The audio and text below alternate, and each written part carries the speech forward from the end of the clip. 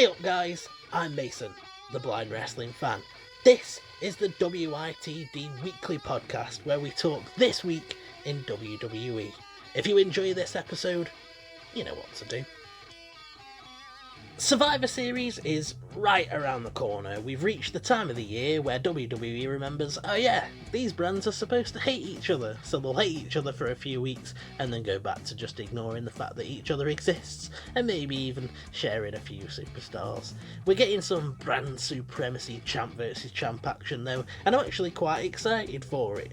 We've got Randy Orton versus Roman Reigns, Asuka versus Sasha Banks, providing that she's still the women's champion by then, The New Day versus the Street Profits, and Bobby Lashley versus Sami Zayn, which should be a pretty easy win for Raw if we're being honest. There's no reason that Sami should put up even an ounce of a fight considering how strong they're booking Bobby right now. I'm actually quite excited for these matches. This should be pretty fun. New Day versus Street Profits should just be a fun, goofy sort of tag team match. I probably won't end up enjoying it that much because, you know, tag team matches are quite difficult for me to keep up with. Asuka versus Sasha, that one again should be pretty good.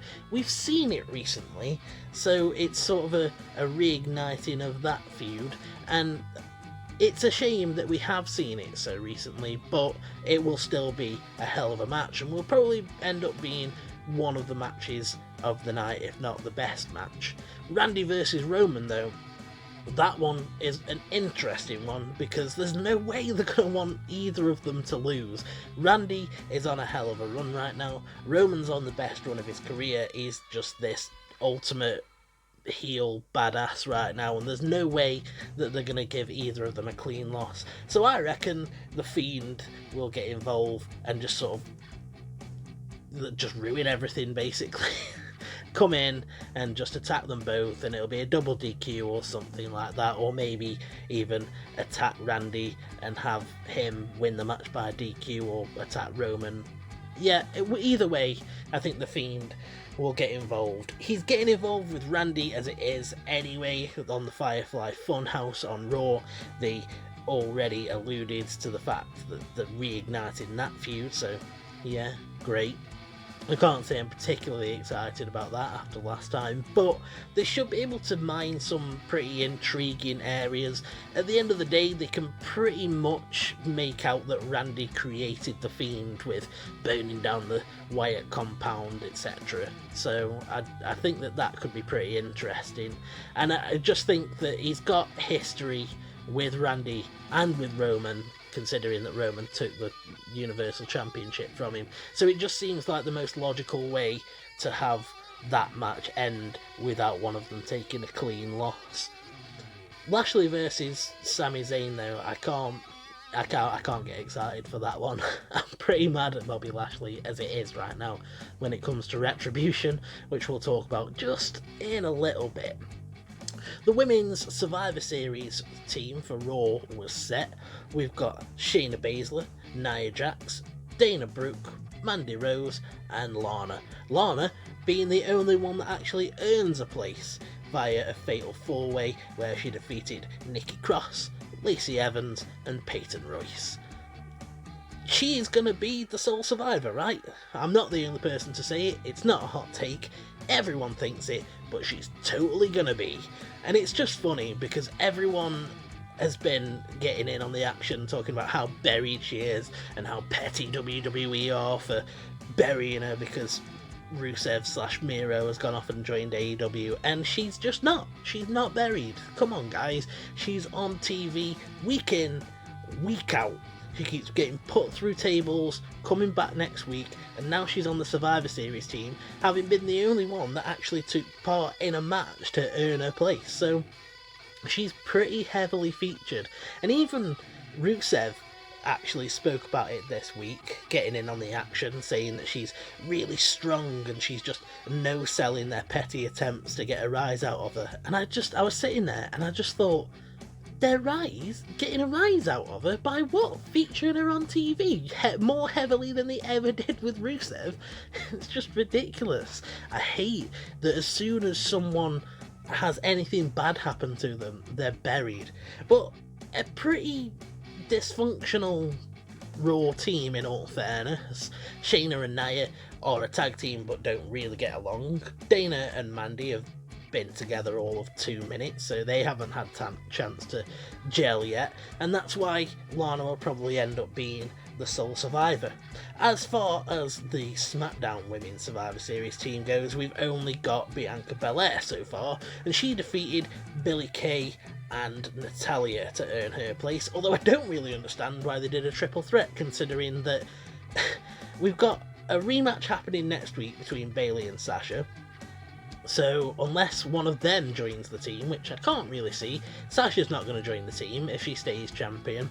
Bayley might, but that's not too great, because she's going to go straight from a title feud into a Survivor Series match, and she'll probably just end up walking away or something like that. But they haven't got that many women on the SmackDown brand, so making 3 of them compete when the other 2 will probably just end up on the team anyway just seems sort of pointless.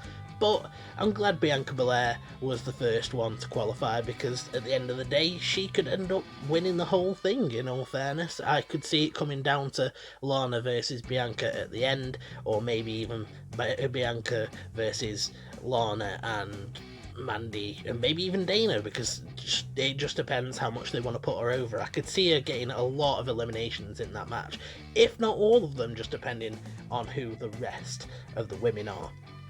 The men's Raw Survivor Series team currently consists of AJ Styles, Keith Lee and Sheamus, which means that Big E will almost definitely be on that Survivor Series team, because they like to do that, don't they? They like to take feuds that have been going on and have them sort of play out in Survivor Series.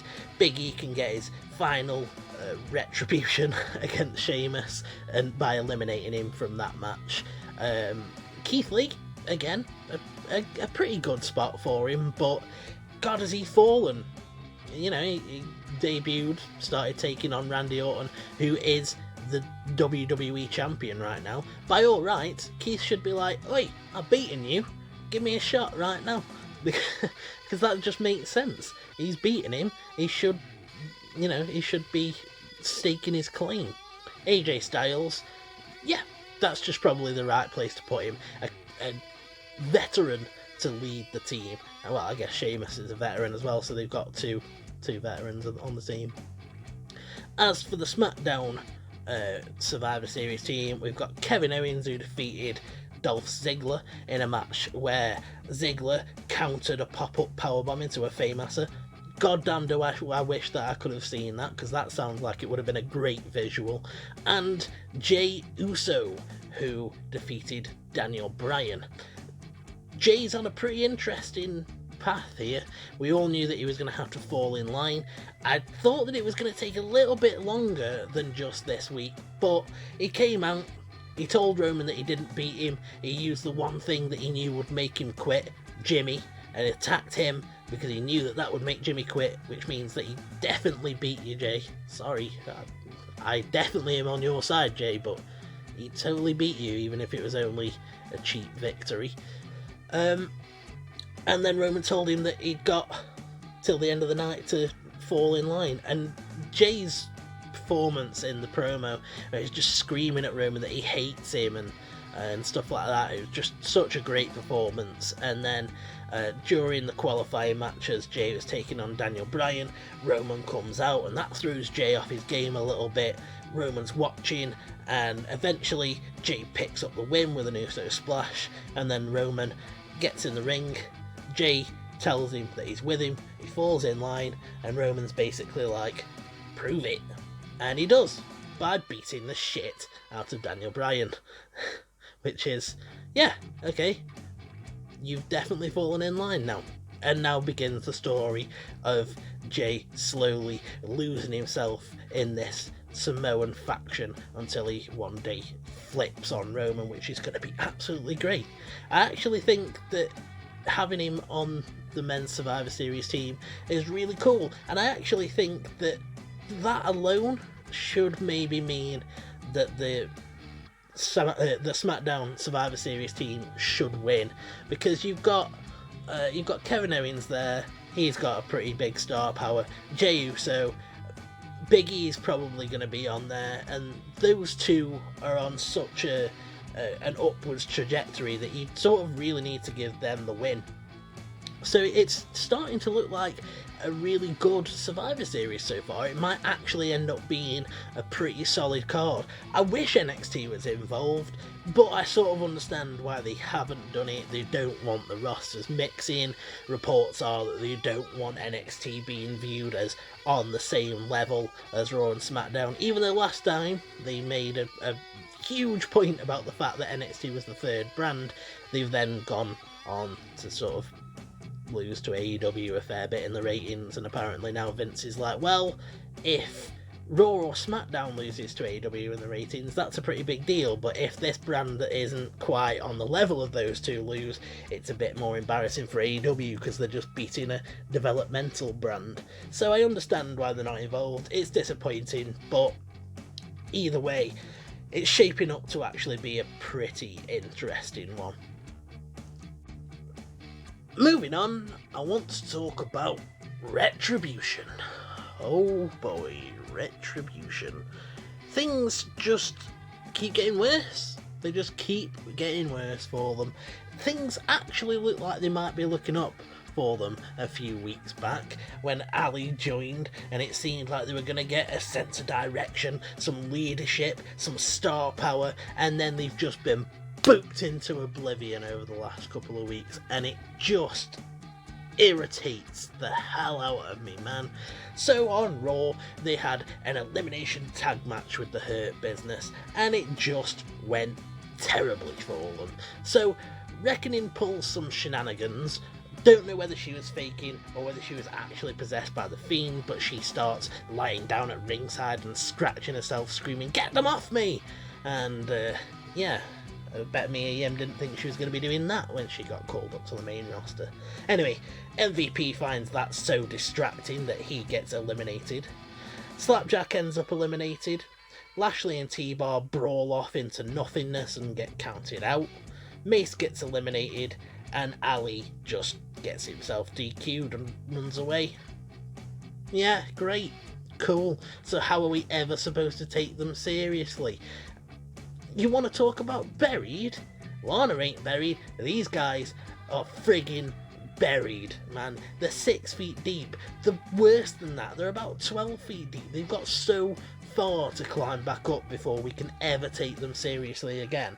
I just don't know why they're doing this. They had the chance to do something really cool. When Retribution first started, yeah, okay, everyone thought they were a bit ridiculous. They're coming out and cutting the ropes off with chainsaws and being all chaotic and throwing things into disarray, fine. Having no sense of direction, fine, because a chaotic faction doesn't need a sense of direction. Then they get signed contracts and become exclusive to one brand, do nothing, then get Mustafa Ali involved. He just gets sucked into this black hole of bad booking, and now it's just down and down, and it's, oh man, it's just so frustrating. I'm not usually one to get properly mad about bad booking, but this, it really gets my goat. It does my head in. It drives me up the wall, round the bend. It's just so annoying. I don't know how you can make them better now. I understand that they obviously see money in the Hurt Business. MVP they like, and Lashley they like to book strong. Cedric Alexander, yeah, whatever, he's involved. And it's just, I don't know. I really don't know. I don't want to harp on about it too long, but I did want to mention it because it's just a bunch of BS, and I don't know how they can make it better for me. Let me know in the comment section if you have any ideas, any at all, about how the hell they make Retribution a credible threat again. Next up, let's talk about NXT Halloween Havoc that was this week, and it was a pretty good show in all fairness. I actually really enjoyed it. It zipped by, and even though we had the Haunted House of Terror match that was a cinematic match and had no commentary and meant that I had no bloody idea what was going on, the rest of the show was still pretty fun. So we'll talk first about the Garganos. They were both going for titles. Gargano going up against Damian Priest for the North American Championship, and Candice LeRae going against Io Shirai for the NXT Women's Championship. And things didn't go the way that they wanted them to go, really, did they? So it ended up being that Johnny walked away with the North American Championship, but Candice just couldn't get it done, even though she had help, just like Johnny did.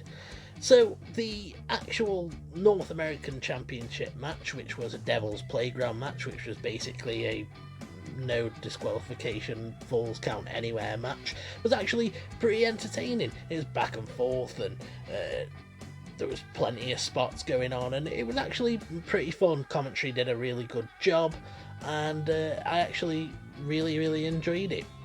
I wasn't expecting Johnny to pick up the win, and then it gets towards the end of the match and they're fighting up on some sort of plinth. Obviously, I have no idea what it looked like, but commentary says that they're fighting up on some sort of plinth, and then Ghostface from Scream appears and hands Johnny a tombstone, and he hits Damian Priest over the head and wins the match like that. So yeah, I was not expecting it, but I'm actually quite happy about it. It means that Johnny gets to do something interesting again, considering that he is the guy, or one of the two guys, along with Tommaso Ciampa, that got me into NXT. I am glad to see him doing something interesting again.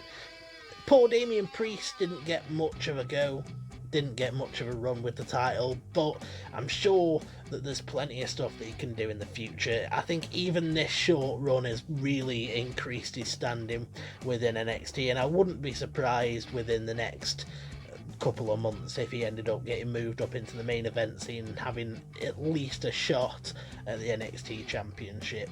Whoever the person was in the Scream mask, I have no idea. I absolutely don't. I mean, it could be Indy Hartwell. That would make sense. Apparently, Indy wasn't at the show. There was some sort of COVID breakout last week and people had to quarantine even if they didn't test positive, and she couldn't be on the show. But according to the dirt sheets, they could be just kayfabing it, and that's why it was a person in a Scream mask, because it can just be Indy Hartwell. Unfortunately, if it was Indy, she helped Johnny, but she did not help Candice, because she got involved, but despite that, Candice still couldn't get the job done. Again, her match with Io Shirai, which was a tables, ladders and scares match. You see what they did there, because it's tables, ladders and scares. It's usually chairs. Yeah. At one point they had I can't remember which one it was now, whether it was Candice or Io, but they were using a fake arm as a weapon, which was pretty funny. I know Candice took a nasty bump on a chair at one point. Again, commentary did a pretty good job with that match, and I thought that it was really entertaining. I had a good time with it, and it was a shame that Candice didn't pick up the win, because I really wanted the Garganos to be a power couple.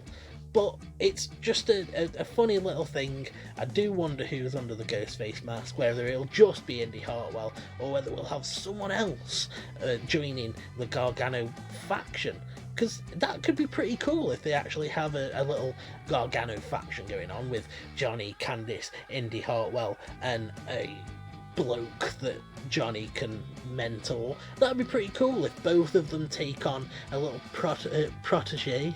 I don't know why I had to say it, protege. Yeah, a little protege that they can take on and take under the wing and show them the Gargano way and help them become successful.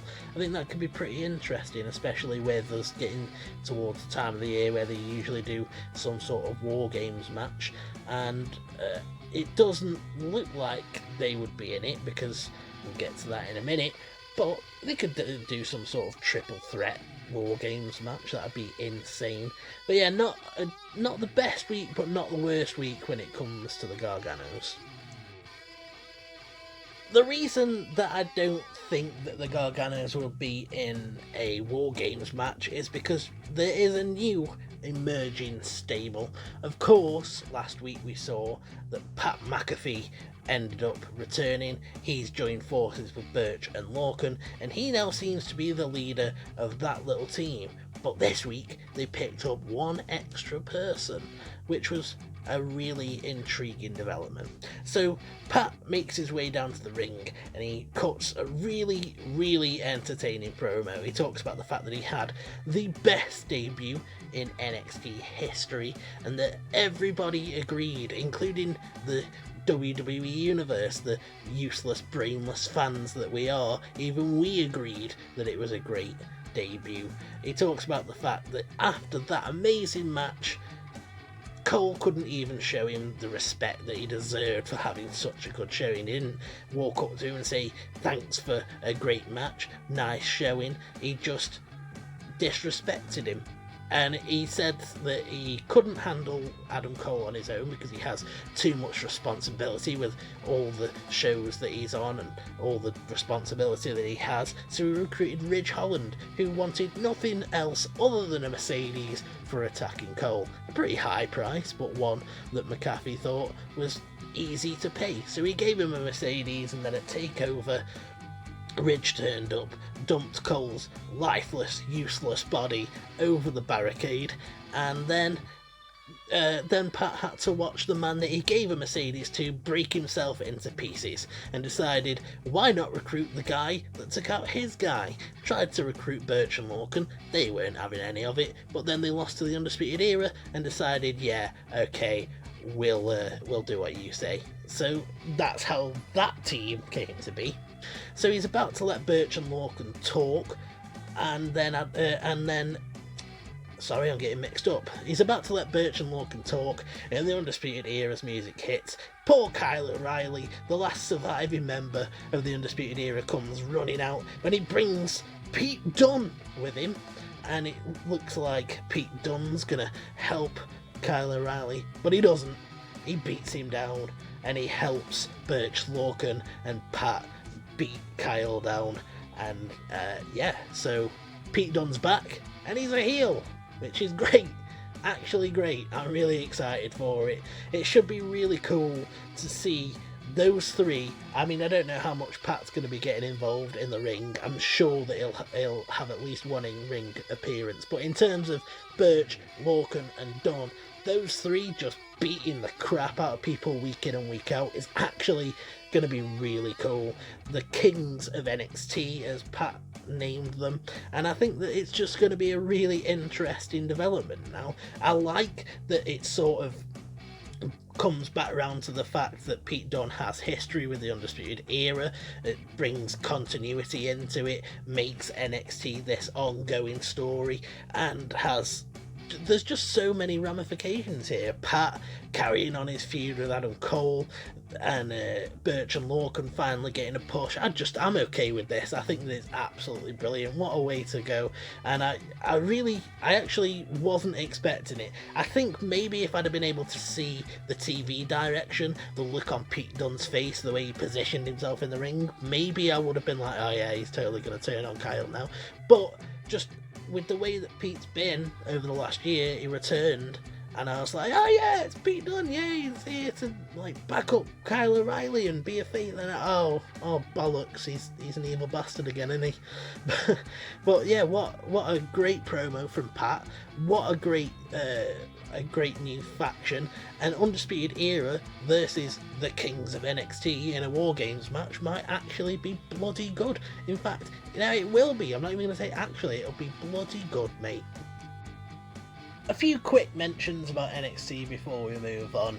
I wanted to talk about Vic Joseph and Wade Barrett. They are starting to have some really good chemistry. Give it a year, and I think those two are going to gel really, really well. There is just this awesome part where Wade is like, what are you wearing, to Vic Joseph, and Joseph is dressed up in some sort of silly costume. I can't remember what it was now. I think it might have been Waldo or something like that. And he says that Barrett challenged him to a fancy dress contest, and Barrett says that he came as his favourite WWE superstar. Bad news, Barrett. And he says to him, I've got some bad news for you. You look like an absolute idiot on national television. It just It really made me laugh. I think that it's just, I really like the way that Wade delivered the line and who he's becoming as a commentator. I think that it was a really good call to bring him into NXT. At the end of the day, I'm not sure that anyone's ever going to beat that chemistry that Nigel and Morrow had, but I think that Vic and Barrett are really starting to develop a good set of chemistry. Poor Beth Phoenix is just sort of, she's just sort of there. She just pipes up every now and again, but she doesn't really contribute anything, and I wish that she had more to say and that she had more of a character, but I'm really excited to see where Vic and Barrett go. I'd love to see Barrett get one more match down the line, and it'd be really cool for him to actually have a match in NXT rather than coming back to the main roster. That'd get some eyes on NXT, just, you know, during a takeover, or maybe one of these sort of bigger television episodes that they've had, like this Halloween Havoc one that they've had. If they really want to beat AEW in the ratings, maybe having Wade facing off against someone would be pretty cool. I am thinking of making a video in the coming weeks of you know, some ideas for a Wade Barrett return. But that line about looking like an idiot on national TV, just baiting him into coming dressed like an idiot just so he can hit him with that line, is just, oh man, it's so good. What a team those two could actually grow into being over the next year. The Haunted House of Terror match was, yeah, it happened. It had no commentary. I couldn't watch it. But you know what? Cameron Grimes was one of the most entertaining things on this show. Oh my god, his utter terror at having to face Dexter Lumis was brilliant. At one point he was begging William Regal to just give him the loss. Just put an L on my record. I'll take the loss. I don't want to face him. I don't want to go through with this match. And Regal was just being really calm and sinister, just like, no, come on, this way. Come on, Mr. Grimes, this way. Just escorting him to his fate, and it was brilliant. And then he's wandering through the Haunted House of Terror, and he's shouting at Loomis. He's like, I'm coming for you, Loomis! But he just sounds utterly terrified, like he's about to piss his pants. And it was brilliant. Was it over the top? Yeah. Was it a bit cheesy? Yeah. Was it funny? Damn right it was. It just kept on tickling me. There was zombies involved at one point. Loomis made some sort of joke about something in the house being Loomis's sister. There was actually some entertaining parts, considering that I had no clue what was going on. Rhea Ripley and Raquel Gonzalez faced off, and they had a pretty good match actually. It was really entertaining.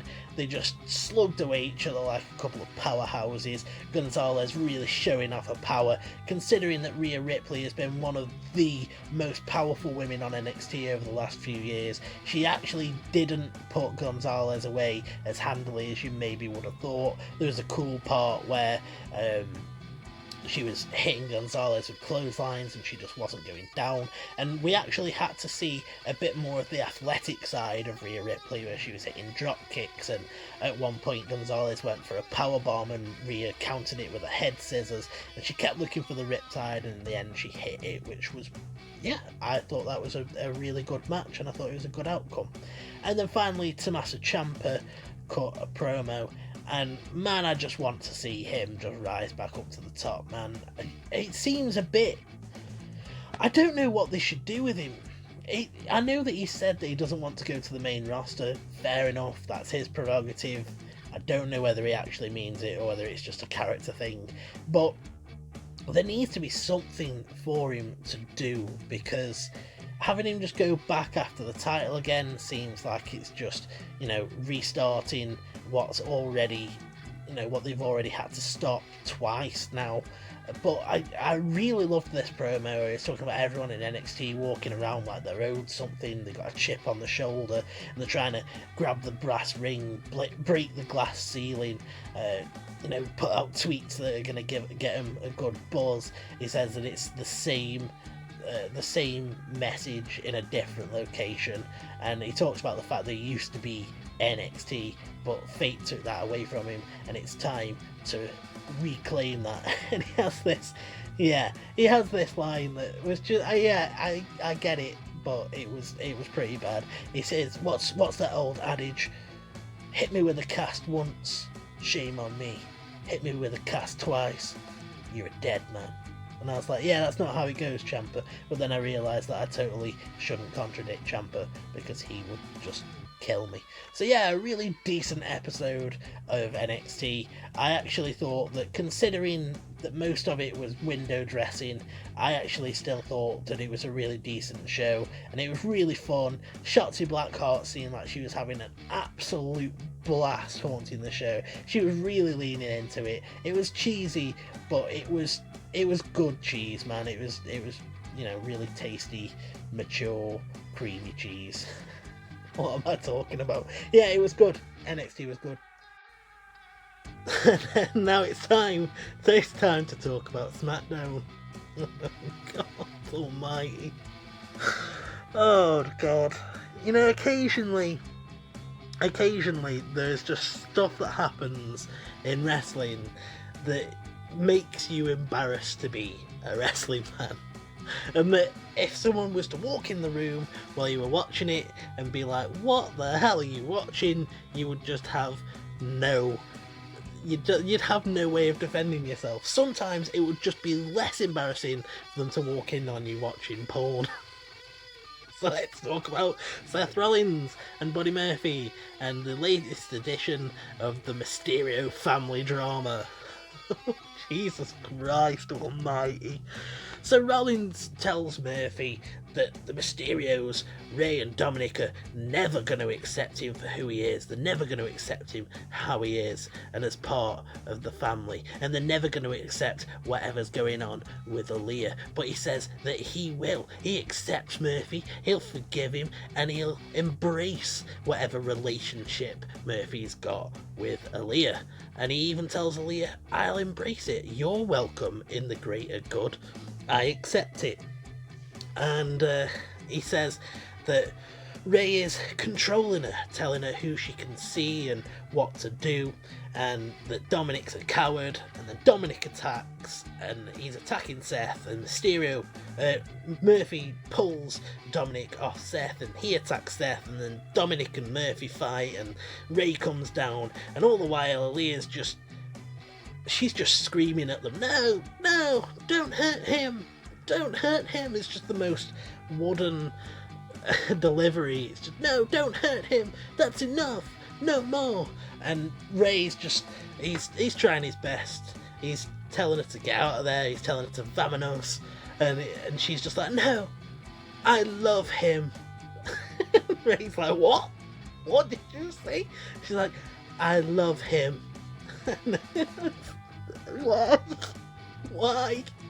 Why do they have to do this sort of thing?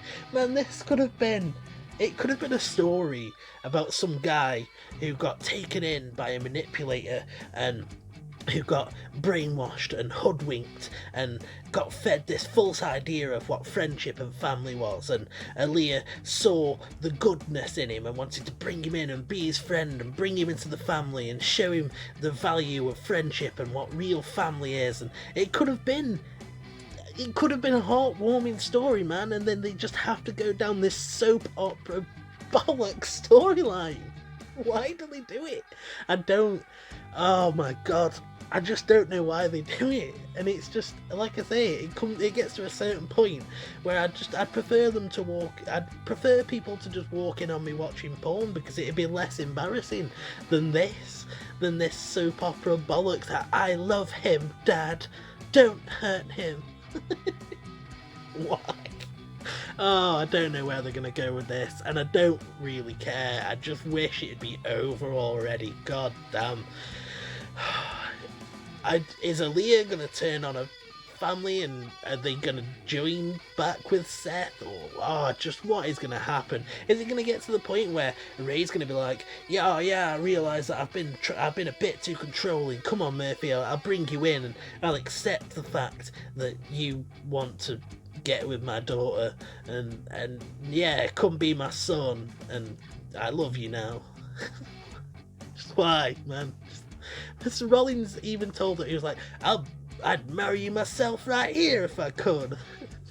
Please. Oh my god, they're totally gonna have an Aaliyah Mysterio, Buddy Murphy wedding, full with, like, Rollins getting involved, and there's gonna be a, like, if anyone knows why these two can't get married, and Ray's gonna come running in and like, no, don't do this, and they're totally gonna do a wedding, aren't they? Oh, for God's sake. From soap opera bollocks to more cheesy crap, Lars Sullivan had a sit-down interview where he tried to act his arse off. He really tried. He was going for an Oscar in this sit-down interview, and it was, oh man, it was painful. He talks about the fact that he was bullied at school, basically, and he says that he was new at this school, and the kids, the Tracy brothers, they were laughing, they were singing and dancing. They were singing, freak show, freak show. Everyone look at the freak show. So they're laughing and singing this. And you know what Lars Sullivan did? He cried. He sits there in the interview and he's like, you know what I did? And the interviewer goes, what? And he just goes, I cried. And you know what they did when they saw me crying? They laughed. And then he sort of tries to pull himself together, and you can tell he's like getting really emotional. He's like, I wanted them to stop, I wanted them to show some kindness, but they didn't stop. And he like pulls himself together, and he's like, you know what happened? 20 minutes later, they'd stopped laughing. The laughter stopped, but the screaming carried on for hours, and I wasn't allowed back at school after that. Right, okay, yeah, so Lars Sullivan, who's supposed to be this big, scary, monster heel guy, now they're giving him ridiculous sit-down interviews where he's trying to build sympathy and get emotional, and the reason that he's now going to unleash chaos and pain and misery on the SmackDown roster is because the Tracy brothers, whoever they were laughing and singing at school. The reason that he's going to punish people on SmackDown is because however many years ago when he was at school, some kids called the Tracy brothers were laughing and singing and dancing. Freak show, everyone look at the freak show. Jesus, man, what happened to SmackDown this week? The last few weeks, for the last part of the year, man, SmackDown has been really great, and then they just have this Aaliyah Mysterio, Buddy Murphy crap, and then this, and Big E wasn't even on the show, and they give Lars Sullivan this crap sit-down interview. Oh, jeez, what is going on? It's going to be interesting to see whether Sasha Banks can hold on to her SmackDown Women's Championship next week. Bayley came out and said, we all know that you can win a championship, but we also know that you can't keep one. So, challenges her to a match next week. Yeah, I haven't got too much to say about this, in all fairness. I sort of knew that they were going to have some sort of rematch, and it's pretty cool that they're playing off the fact that we all know that Sasha is not good at defending championships, and I think that's just a really good way to go, because it builds that drama, it plays off, things that have already happened, and it brings that believability to it that we all might go into this next week thinking, is she going to win this back? Personally, I don't think they will. I think they'll keep it on Sasha, because it seems pointless to just put it straight back on Bayley, but I wouldn't be surprised if Bayley cheated to win and get it back so that Sasha can chase her through through WrestleMania season and eventually have a rematch at WrestleMania, because, I can just see them wanting to drag it out for that long. I don't really want them to do that, because I feel like, having Sasha win the Royal Rumble, I don't feel like I want them to do that, but at the same time I can definitely see them going that way. That's about all we've got time for this week, guys, so drop your thoughts in the comments section. Stay safe, I'll see you next week, but for now I'm off, and you should have a good one.